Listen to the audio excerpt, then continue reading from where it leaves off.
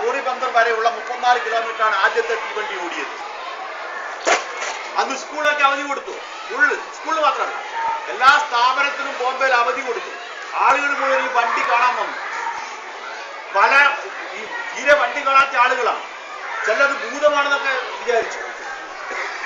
ഈ രാവിലെ പൂജയൊക്കെ ചെയ്ത് വണ്ടിയിലൊക്കെ ആളുകളൊക്കെ ഉണ്ടാവും. മാത്രമല്ല, ബ്രിട്ടീഷുകാർക്ക് വണ്ടിയില്ലാത്ത ആൾക്കാർ കയറുമോ എന്നൊക്കെയുള്ള ശങ്കകളൊക്കെ ഉണ്ട്. പക്ഷെ അവർ പ്രതീക്ഷിച്ചതിനേക്കാൾ വേഗത്തിൽ ഇന്ത്യക്കാർ വണ്ടിയുമായി പൊരുത്തപ്പെടുകയും വണ്ടി കയറുകയും ഒക്കെയാണ് ചെയ്തിട്ടുള്ളത്. ഇന്ന് ഇന്ത്യയില്, ഇന്ന് ലോകത്തില് ഏറ്റവും നീളം കൂടിയ റെയിൽവേ ഉള്ള രാജ്യങ്ങളിൽ ഒന്നാണ് ഇന്ത്യ. അങ്ങനെ മാറിക്കഴിഞ്ഞിട്ടുണ്ട്. 1,00,000-ലധികം കിലോമീറ്റർ റെയിൽവേ ഇന്ന് ഇന്ത്യയിലുണ്ട്. അന്ന് തുടങ്ങുമ്പോൾ 1853 ആകെയുള്ളത് 34 കിലോമീറ്റർ റെയിലാണ്. അന്നത്തെ ഒരു റെയിൽവേ സ്റ്റേഷൻ ഉണ്ട്. താനേന്ന് വണ്ടി ഓടിയ ബോറിബന്ദർ എന്ന സ്റ്റേഷൻ. ആ സ്റ്റേഷൻ ഇപ്പോഴും ഒരു മാറ്റവും വരാണ്ട് മുംബൈയിൽ നിങ്ങൾക്ക് ഇപ്പോഴും കാണാം.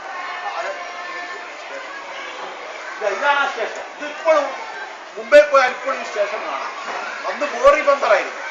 ഇതിൽ എഴുതുന്നത് ഈ സ്റ്റേഷന്റെ ഇപ്പോഴത്തെ പേരാണ്. ഇപ്പോൾ സ്റ്റേഷന്റെ പേരെന്താണ്? പേരുമാണ്.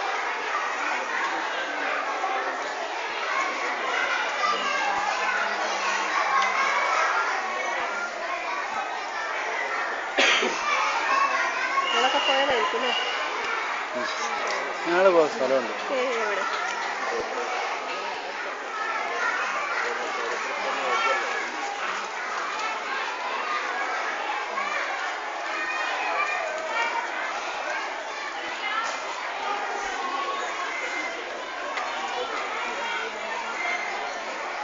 എഴുതിയില്ല.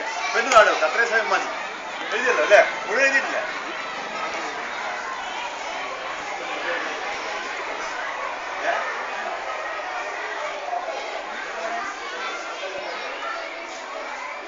ബോംബെയിൽ പോയിട്ടില്ല. ഞങ്ങൾ എന്താ മോളെ എഴുതിയത്?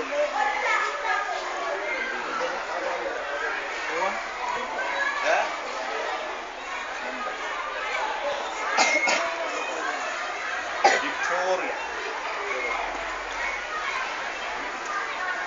കുറച്ചുകൂടെ ശരി. ശരി മാർക്കില്ല.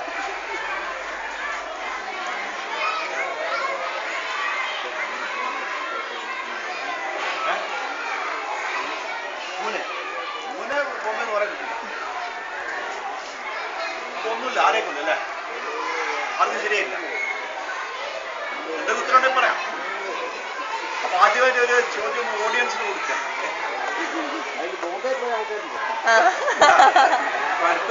ബോംബെ പോയാൽ എന്തായാലും ഇതറിയാം. ഇവിടെ ഇറങ്ങിയിട്ടുണ്ടെങ്കിൽ, സ്റ്റേഷനിൽ ഇറങ്ങിയിട്ടുണ്ടെങ്കിൽ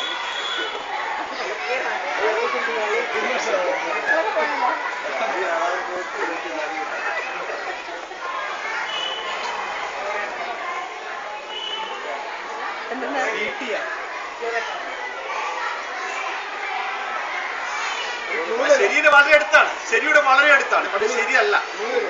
അല്ല, അത് ശരിയുടെ വളരെ അടുത്താണ്. കുറെ കാലം ഇതിന്റെ പേര് മാഷ് പറഞ്ഞതാണ്. ഈ ബ്രിട്ടനിലെ വിക്ടോറിയ റാങ്കിന്റെ പേരിലായിരുന്നു കുറെ കാലം, ഒരുപാട് കാലം.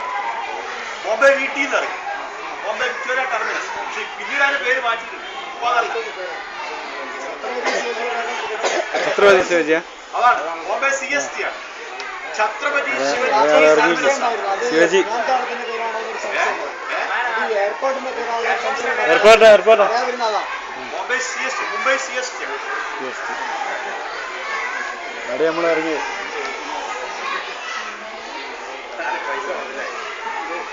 പൈസ മുതലായില്ല.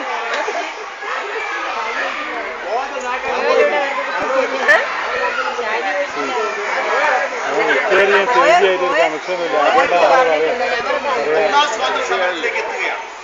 ഇപ്പൊ കുറെ അതിന് മുമ്പുള്ള കുറെ കാര്യങ്ങളാണ് നമ്മൾ ഡിസ്കസ് ചെയ്തത്. എന്റെ ഓരോ ചോദ്യം ഓരോ മേഖലയായിരിക്കും. നമ്മളിപ്പോ 1857 ഒന്നാമത്തെ കലാം. അത് ശരിയാക്കണം. ഒന്നാമത്തേതൊന്നും അല്ല എന്നുള്ള സൂചന ഞാൻ നേരത്തെ പറഞ്ഞു. മറ്റേക്കലും കുറെ സംഗതികൾ നടന്നിട്ടുണ്ട്. ഈ 1857 ഒന്നാം സ്വാതന്ത്ര്യ സമരം യഥാർത്ഥത്തിൽ രാജാക്കന്മാരുടെ സമരം തന്നെയാണ്. അതിൽ നേതൃത്വം കൊടുത്തത് രാജ്യം നഷ്ടപ്പെട്ടു പോയ ആളുകളാണ്. ഒരാള് ബഹദൂർ ഷാ ആയിരുന്നു. ബഹദൂർ ഷാ എന്ന് പറഞ്ഞാൽ ഏത് രാജവംശത്തിൽ പെടുന്ന ആളാണ്?